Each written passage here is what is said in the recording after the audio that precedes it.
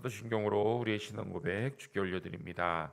나는 전능하신 아버지 하나님 전지의 창조주를 믿습니다. 나는 그의 유일하신 아들 우리 주 예수 그리스도를 믿습니다. 그는 성령으로 잉태되어 동정녀 마리아에게서 나시고 본디오 빌라도에게 고난을 받아 십자가에 못 박혀 죽으시고 장사된 지 사흘 만에 죽은 자 가운데에서 다시 살아나셨으며 하늘에 오르시어 전능하신 아버지 하나님 우편에 앉아 계시다가 거기로부터 살아있는 자와 죽은 자를 심판하러 오십니다. 나는 성령을 믿으며 거룩한 공교회와 성도의 교제와 죄를 용서받는 것과 몸의 부활과 영생을 믿습니다. 아멘. 함께 나누실 하나님 말씀 에스겔 43장 1절에서 12절 말씀입니다.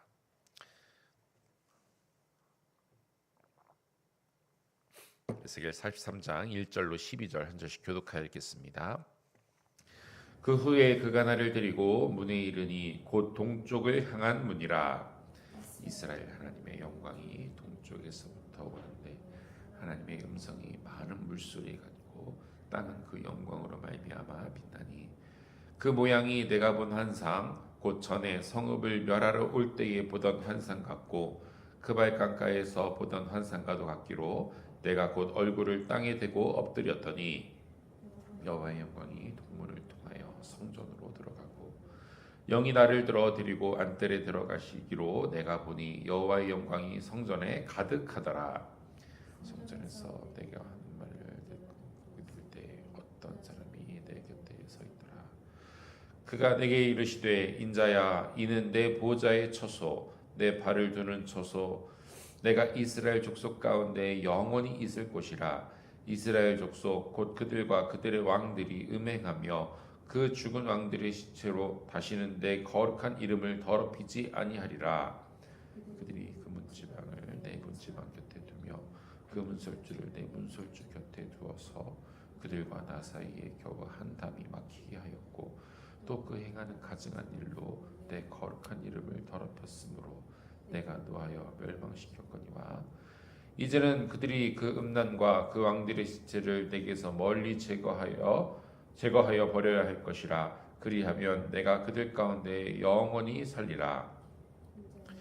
너는 이 성전을 이스라엘 족속에게 보여서 그들의 제조하고 그 형상을 증명하게 하라. 만일 그들이 자기들이 행한 모든 일을 부끄러워하거든 너는 이 성전의 제도와 구조와 그 출입한 곳과 그 모든 형상을 보이며 또 그 모든 규례와 그 모든 법도와 그 모든 율례를 알게 하고 그 목전에 그것을 써서 그들로 그 모든 법도와 그 모든 규례를 지켜 행하게 하라. 성전의 법은 이러하니라. 산 꼭대기 지점의 주인은 지극히 거룩하리라. 성전의 법은 이러하니라. 아멘. 오늘도 하나님이 함께 하시는 은혜와 평강이 예배하는 여러분에게 함께 하기를 간절히 축복합니다. 40장에서부터 시작된 새 예루살렘 성전의 환상이 계속되고 있습니다.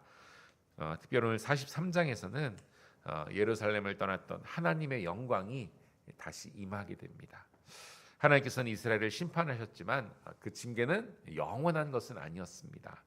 다시 이스라엘을 회복으로 이끄시는 하나님의 사랑과 은혜가 임하게 됩니다. 그래서 절망 중에 있던 이스라엘에게 또 에스겔에게 오늘 보여주신 환상은 그들이 다시 희망과 소망을 다시 붙잡게 되는 역사였습니다. 여러분 우리도 절망 중에 임할 때가 있습니다. 때로는 소망을 잃어버릴 때가 있습니다. 그럴 때 다시 우리를 회복시키는 것이 무엇입니까? 바로 하나님의 사랑과 은혜 또 진리의 말씀입니다.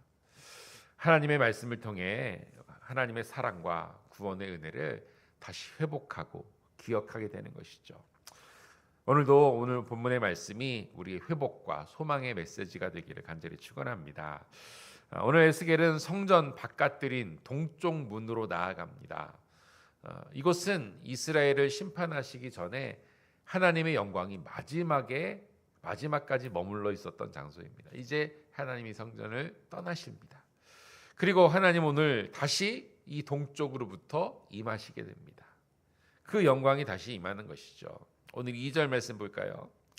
이스라엘 하나님의 영광이 동쪽으로부터 오는데 하나님의 음성이 많은 물소리 같고 그 땅은 그 영광으로 말미암아 빛나니. 아멘. 하나님께서 다시 이곳에 임하시는 것, 하나님의 영광이 임하는 그 임재를 자신의 경험으로 에스겔은 고백하고 있습니다. 하나님의 임재가 청각적으로는 어떻습니까? 많은 물소리 같다 합니다.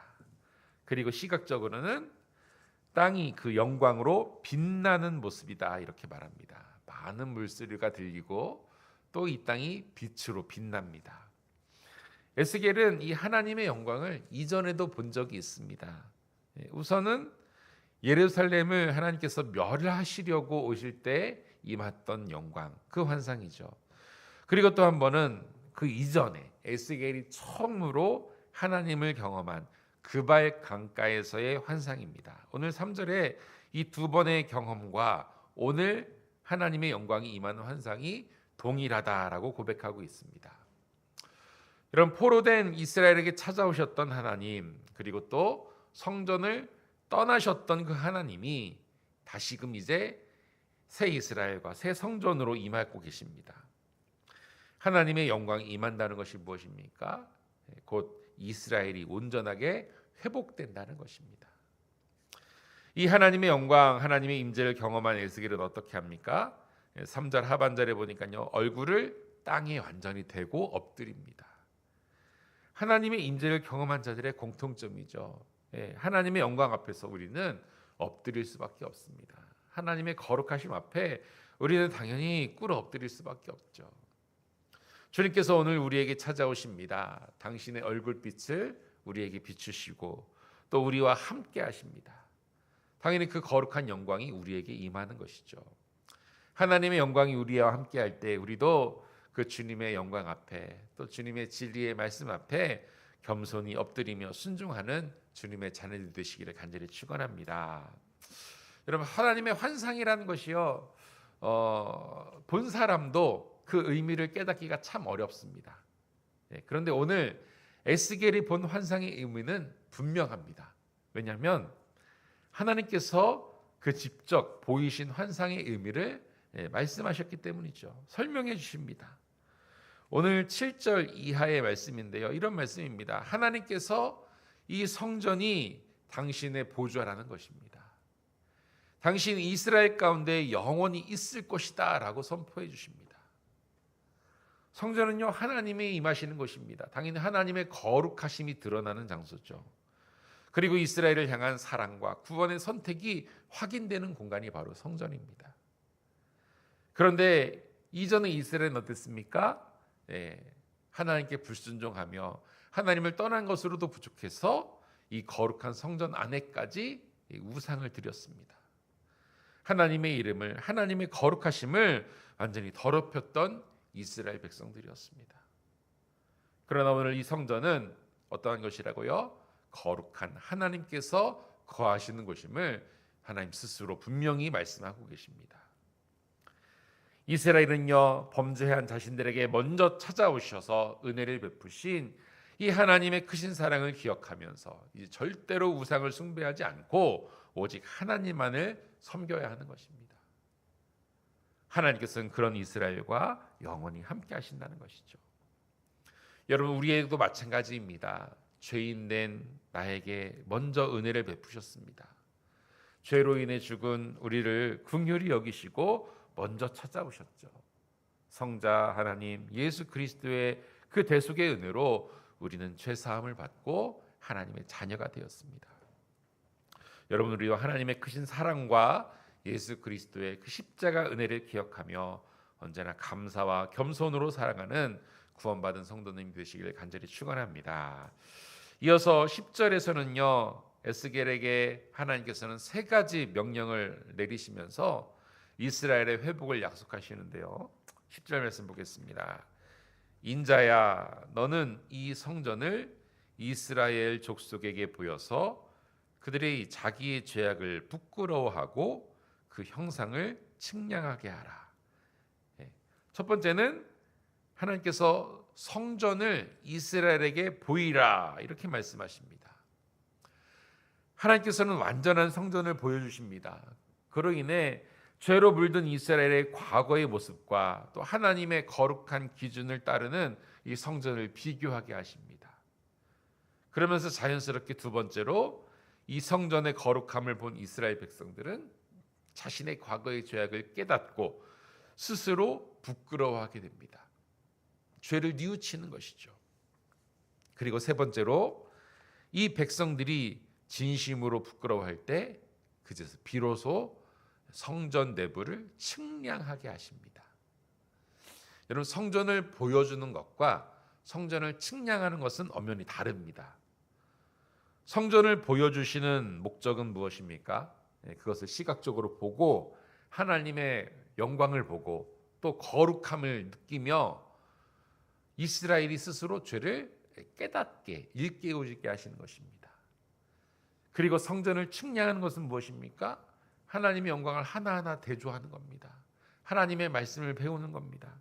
그 거룩함과 하나님의 질서를 이스라엘 백성들이 익히고 배우는 것입니다.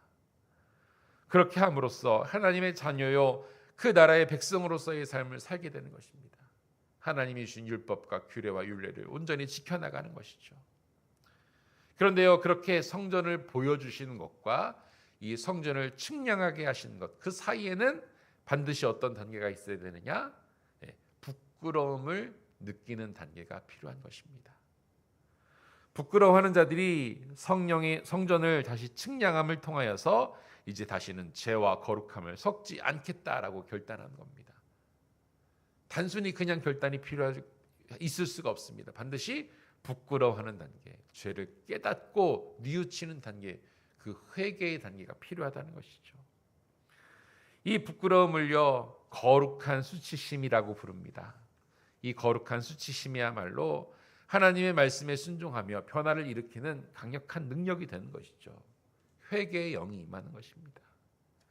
사랑하는 여러분, 우리도 하나님의 영광 앞에서 우리의 죄를 깨닫고 또 하나님 앞에 드러내야 됩니다.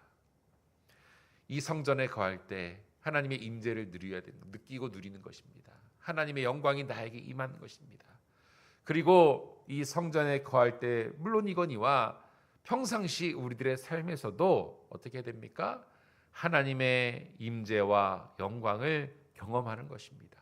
그러면 그곳에서도 거룩한 수치를 느끼며 또 하나님의 말씀으로 내 삶을 바로 세우고 삶의 변화를 이루어 나갈 수 있다는 것입니다. 정작 중요한 것은 우리들의 삶의 모습이죠.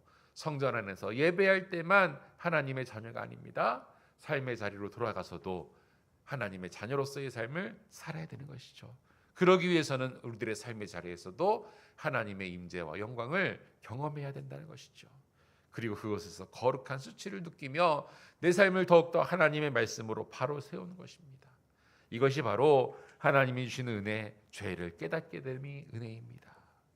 하나님의 영광 앞에서 부끄러움을 느끼고 그것이 하나님의 뜻대로 살아가는 신실한 걸음으로 이어지는 우리 모두가 되기를 간절히 축원합니다. 사랑하는 여러분, 오늘도 우리 주님은 나와 함께 하십니다.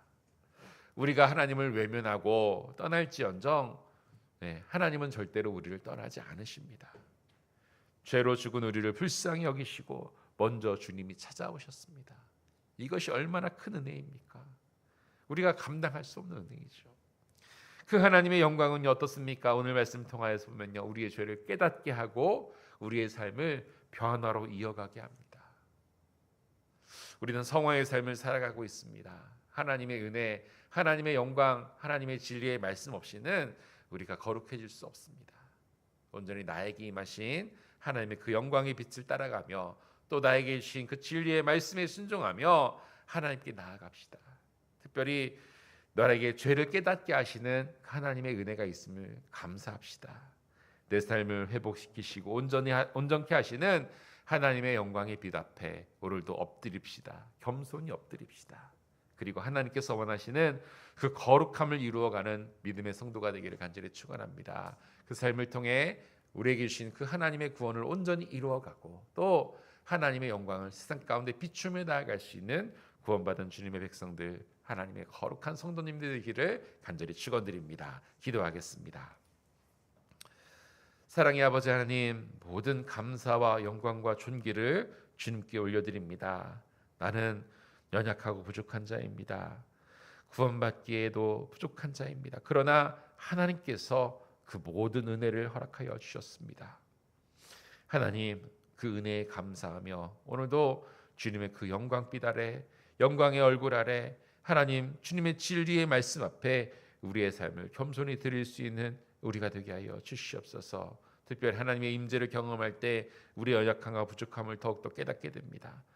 부끄럽습니다. 그러나 그 거룩한 수치심으로 하나님 앞에 나아가 더욱더 회개함으로, 겸손함으로, 더욱더 주의 말씀에 순종함으로 나아갈 수 있는 저희들 되게 하여 주시옵소서. 그때 우리의 삶을 이끄시고 더욱더 하나님의 거룩함을 힘입어 주님의 구원받은 백성으로서의 승리의 삶을, 믿음의 삶을, 능력의 삶을 살아갈 수 있는 저희들 되게 하여 주시옵소서. 나를 구원하시고 죄를 깨닫게 하시고 내 삶을 회복하시고 온전케 하시는 그 주님의 은혜 아래 오늘 또 온전한 주님의 자녀된 삶을 살아갈 수 있는 믿음의 백성들 되어지게 하여 주시옵소서. 우리 성주감리 복된 성도님들 한 사람 한 사람 기억하여 주시옵소서. 언제나 구원의 길을 가게 하여 주시옵소서. 믿음의 길을 가게 하여 주시옵소서. 때로는 흔들리고 또 좌절할지언정 절대 포기하지 않게 하시고 끝까지 주의 손 붙잡고 믿음의 길을 걸어가 하나님의 영광 가운데 나아갈 수 있는 주의 백성들 되어지게 하여 주시옵소서. 때로는 육신의 질과 어려움 가운데 있습니다. 또 마음의 낙심함 중에도 있을 수 있습니다. 가정의 어려움과 삶의 곤고함 등에 있을 수 있습니다. 그러나 주님 앞에 나와 부르짖어 그 모든 어려움들 구하며 기도하며 부르짖을 때에 하나님 들으시고 응답하여 주시옵소서. 저들의 모든 육신의 어려움들 하나님 치유하여 주시고 또 물질의 어려움들 다 주님이 채워주시고 또 사람들을 통하여서 하나님께서 역사하시는 그 모든 일들을 하나님 경험하며 나아갈 수 있는 저희들 되게 하여 주시옵소서. 그래서 온전히 주님을 나의 구주요 하나님이요 또 나의 모든 구원자로 고백하면서 하나님만을 의지하며 나아갈 수 있는 우리 성도님들의 삶이 될 수 있도록 인도하여 주시옵소서. 하나님이 새벽 감전히 기도하며 나아간 우리들의 기도 제목도 들으시고 응답하실 줄 믿습니다. 특별히 우리 거룩한 이 주님의 성주감리교회 성전을 기억하여 주시고 하나님의 영광이 흘러가게 하시고 구원받은 백성들이 넘쳐나게 하시고 하나님께 감사와 기쁨의 예배가 넘쳐나는 우리 이 재단 복된 성주감리교회 성전 될 수 있도록 인도하여 주시옵소서. 모든 영광 주께 올려드리오며 살아계신 우리 구주 예수 그리스도의 이름으로 간절히 기도합니다. 아멘. 함께 기도하실 때에 이 거룩한 성전에서 하나님의 영광만이 드러나게 하시고 진리의 말씀만이 선포될 수 있도록 인도하여 주시옵소서. 특별히 이 재단에 거하는 모든 성도님들 하나님의 삶이 회복되게 하시고 온전케 하시는 하나님의 영광과 하나님의 임재를 경험하는 이 아름다운 성전 되게 하옵소서. 또 우리들의 삶을 위해서도 함께 기도하시고 또 우리 성도님들을 위해서 중보 기도해 주시길 부탁드립니다. 또 우리 가정을 위해 자녀들을 위해 우리 가족들을 위해서 잊지 않고 기도하도록 하겠습니다. 우리 주여 삼창 후에 통성으로 기도하며 나아갑니다. 주여 주여